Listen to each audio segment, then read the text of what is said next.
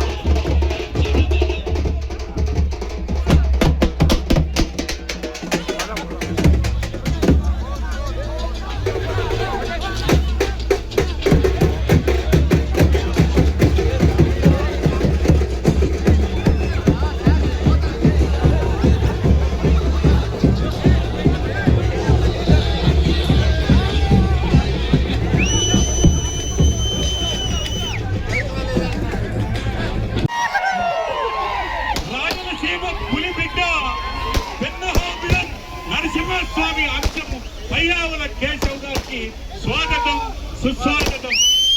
ఈనాడు మన అందరి అభిమాని నాయకుడైనటువంటి స్వర్గీయ ఎన్టీ రామారావు గారు ఈ ప్రజలకి సమాజమే దేవాలయం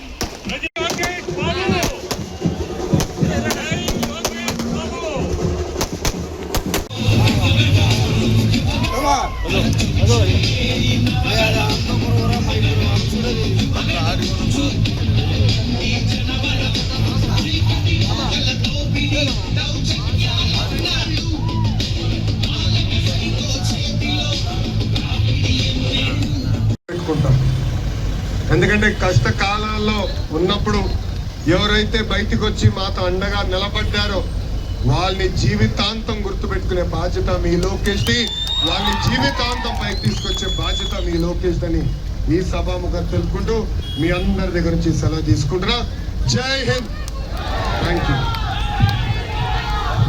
నాయకత్వం చంద్రబాబు నాయుడు గారి నాయకత్వం. అన్న ఈరోజు బెల్లారిలో ఉన్నానా ఆంధ్ర రాష్ట్రంలో ఉన్నానా నాకు అర్థం అవట్లా. మామూలు జోష్ లేదు.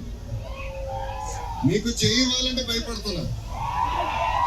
ఆల్రెడీ గీరేశారు అంటే అది మీకున్న ప్రేమ అభిమానం మా పట్ల. ఉపాధి కోసం వెతుక్కుంటూ దశాబ్దాల క్రితం మీరందరూ ఇక్కడికి వచ్చి బెల్లారిని సొంతం చేసుకున్నారు. కానీ ఆంధ్ర రాష్ట్రాన్ని మీరు మరవల. ఇక్కడ డబ్బులు సంపాదించినా మా ఊరు ఎలా ఉంది, మా వీధి ఎలా ఉంది, మా కుటుంబ సభ్యులు ఎలా ఉన్నారని ఎప్పుడు మీరు మనసులో పెట్టుకుని ఆలోచించేవారు. ఆనాడు విశ్వవిఖ్యాత నడ సార్వభౌమ స్వర్గీయ నందమూరి తారక రామారావు గారు తెలుగోల కోసం స్థాపించిన పార్టీ తెలుగుదేశం పార్టీ. తెలుగోలు ఎక్కడున్నా, ఆంధ్ర అవ్వచ్చు, కర్ణాటక అవ్వచ్చు, తెలంగాణ అవ్వచ్చు, తమిళనాడు అవ్వచ్చు, ఢిల్లీ అవ్వచ్చు, ఎక్కడ తెలుగోలు ఉన్నా హాయిగా ఉండాలి, చల్లగా ఉండాలి, వాళ్ళకి అండగా నిలబడేది తెలుగుదేశం పార్టీ అని ఆనాడు అన్నగారు చెప్పారు. అదే స్ఫూర్తితో ఆనాడు ఉత్తరాఖండ్ లో తెలుగులు ఇరుక్కుంటే చంద్రబాబు నాయుడు గారు స్వయంగా వెళ్ళి మీరు తెలుగులో అయితే ప్లేన్ ఎక్కండి, సురక్షితంగా ఇంటికి తీసుకెళ్లే బాధ్యత మేము తీసుకుంటామని చెప్పడం జరిగింది. మనందరి లక్ష్యం ఒకటే, తెలుగులు ఎక్కడున్నా అన్ని రంగాల్లో నంబర్ 1 స్థానంలో ఉండాలి. మీరు బెల్లారిలో కూడా చూస్తున్నా అన్ని రంగాల్లో అద్భుతంగా మీరు చేసుకుంటూ ముందరికెళ్తున్నారు. ఈ ఐక్యత మనలో ఉండాల్సిన అవసరం చాలా చాలా ఉంది. 2023 సెప్టెంబర్ 9న మీ అందరు చూశారు, ఏం తప్పు చేయని మన నాయకుడిని ఎలా జైలుకి పంపించారు. కుటుంబం అంతా అధైర్యపడ్డాం, కంగారు పడ్డాం. అంతెందుకు బ్రహ్మణి కూడా ఒక మాట అనింది, గౌరవంగా బతికిన కుటుంబం మనం.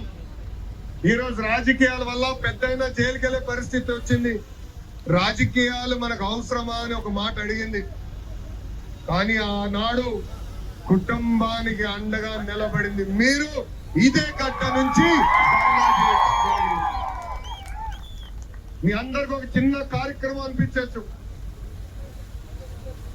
ఆనాడు బయటికి రావాలంటే భయపడే రోజులు. అలాంటిది మీరు బయటకు వచ్చి మొత్తం భారతదేశానికే కాదు ప్రపంచంలో ఉన్న తెలుగు వాళ్ళందరికీ మీరు స్ఫూర్తి ఇచ్చారు.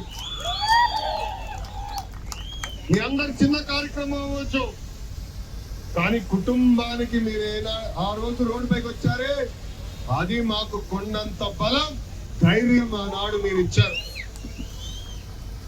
అందుకే పిలిపిస్తున్నా, మీకు అండగా మేము నిలబడతాం. రండి, ఆంధ్ర రాష్ట్రానికి రండి, కలిసికట్టుగా ముందుకు వెళ్దాం. మా లక్ష్యం ఒకటే, తెలుగు జాతి ఎక్కడున్నా ఐక్యత అవసరం, కలిసికట్టుగా ముందరికి వెళ్లాల్సిన అవసరం. ఈరోజు కర్ణాటక, ఆంధ్ర రాష్ట్రం అన్న తమ్ముడు లాంటి వాళ్ళం. నిన్నగాక మొన్న దక్షిణ భారతదేశ ముఖ్యమంత్రులందరితో హోం మంత్రి గారు అమిత్ షా గారు మీటింగ్ పెట్టుకుంటాం జరిగింది. దాంట్లో గౌరవ ముఖ్యమంత్రి గారు డికే శివకుమార్ గారు కూడా ప్రత్యేక దక్షిణ భారతదేశం కోసం అన్ని దక్షిణ భారతదేశంలో రాష్ట్రాలన్నీ కలిసికట్టుగా పని చేయాలి, కలిసికట్టుగా ముందరికి వెళ్ళాలని పిలిపిస్తాం కూడా జరిగింది. ఆంధ్ర రాష్ట్ర ముఖ్యమంత్రి చంద్రబాబు నాయుడు గారు చాలా స్పష్టంగా ఇంకా అన్న తమ్ముడు లాగా ఉండాలి, విభేదాలకి దూరంగా ఉందాం, దక్షిణ భారతదేశంలో ఉన్న అన్ని నదుల్ని అనుసంధానం చేసి చివరి ఎకరం వరకు నీరు ఇవ్వాలని లక్ష్యంగా పనిచేస్తాం జరిగింది. అది ఆంధ్ర రాష్ట్ర ముఖ్యమంత్రి చంద్రబాబు నాయుడు గారు గౌరవ హోం మంత్రి గారికి అమిత్ భాయ్ గారు కూడా ప్రతిపాదిస్తే, నార్త్ ఇండియాలో ఎట్లయితే నదులు అనుసంధానం చేస్తున్నామో అదే విధంగా దక్షిణ భారతదేశం నదులు కూడా అనుసంధానం చేసి చివరి ఎకరానికి నీరు ఇవ్వాలనే లక్ష్యంతో ఈరోజు అడుగులేస్తున్నారు. అన్న తమ్ముళ్ళుగా ఇప్పుడు కాదు, రాష్ట్రం పుట్టిన దగ్గర నుంచి పనిచేస్తున్నాం. ఆనాడు చంద్రబాబు నాయుడు గారు, ఎస్ఎం కృష్ణ గారు ఒక పోటీ తత్వంతో ఎంత అద్భుతంగా పనిచేశారో మనందరం చూసాం. ఇద్దరి మధ్యలో మామూలు పోటీ కాదు. ఆ పోటీ వల్లనే ఇక్కడ బెంగళూరు, హైదరాబాద్ అద్భుతంగా అభివృద్ధి చెందింది. ఇదే పోటీ తత్వంతో రెండు రాష్ట్రాలు కలిసికట్టుగా ముందరికి వెళ్ళాలి, తెలుగు వాళ్ళు ఎక్కడున్నా కలిసికట్టుగా పని చేయాలి. మనందరి లక్ష్యం ఒకటే, దక్షిణ భారతదేశ అన్ని రంగాల్లో నంబర్ 1 నిలబడగా కలిసికట్టుగా పనిచేయాలని ఈ సభాముఖం మీ అందరికి పిలిపిస్తూ, నిజంగానే మిమ్మల్ని అందరినీ అభినందించాల్సిన అవసరం చాలా చాలా ఉంది. ఎందుకంటే బెల్లారిలో ఏకంగా అన్న క్యాంటీన్ కూడా చేస్తుంది, ఏర్పాటు చేసి సొంత నిధులు ఖర్చు పెట్టి ఈరోజు అన్న క్యాంటీన్ నడిపిస్తుంది ఇక్కడున్న తెలుగోలు. అంతేకాదు ఇక్కడున్న ప్రభుత్వంతో పోరాడి జియో తీసుకొచ్చి అన్నగారు పేరు పైన కూడా ఎన్టీఆర్ సర్కిల్ ఏర్పాటు చేశారంటే అది మా కుటుంబం. ఎంత చేసినా మీ రుణం తీర్చుకోలేం. వేదికమైన ఉన్న పెద్దలు, వేదిక ముందున్న మీరందరూ కూడా త్వరలో ఇక్కడ అన్నగారి విగ్రహం ఏర్పాటు చేయాల లక్ష్యంతో పనిచేస్తున్నారు. తప్పనిసరిగా తెలుగు జాతి ఆత్మ గౌరవం, తెలుగు జాతి గుండె చెప్పుడు అంటే గుర్తొచ్చే ఒకే ఒక్క పేరు మన అన్న ఎన్టీఆర్. ఆయనకి అందించే ఘన నివాళి తెలుగులో ఎక్కడున్నా ఆయన విగ్రహం ఏర్పాటు చేస్తాం అనేది ఆయనకి ఇవ్వగలిగిన గౌరవం. మనం తప్పనిసరిగా మీకు అన్ని రంగాల్లో అండగా ఉంటాం, అన్ని రంగాల్లో మిమ్మల్ని ప్రోత్సహిస్తాం. నేను ఇక్కడున్న తెలుగు ఒకటే కోరుతున్నా, మీరు మా బ్రాండ్ అంబాసిడర్. మిమ్మల్ని చూసి ఆంధ్ర రాష్ట్రం, తెలంగాణ గాని ఇతర ఎక్కడైతే తెలుగు ఉన్నారో ఎంత అద్భుతంగా పని చేయగలుగుతారు, ఎంత అద్భుతంగా కష్టపడగలుగుతారు అనేది ప్రజలు కూడా తెలుస్తుంది. మీరు మా బ్రాండ్ అంబాసిడర్స్. రండి, ఆంధ్ర రాష్ట్రాన్ని కూడా తిరిగి రండి, అద్భుతమైన అవకాశాలు ఉన్నాయి. ఇక్కడ మీ వ్యక్తే, మీోడే, మీ దగ్గరే పెరిగినోడు, మేము అద్దెకి తీసుకున్నాం. ముద్దుగా మేము ఇన్ని లక్ష్మి అని పిలుస్తాం. ఎందుకంటే మా ఆర్థిక శాఖ మంత్రులు కేశవ్ గారు కూడా ఎప్పుడు మీ దగ్గరనే ఉంటారు, మీకు అందుబాటులో ఉంటారు.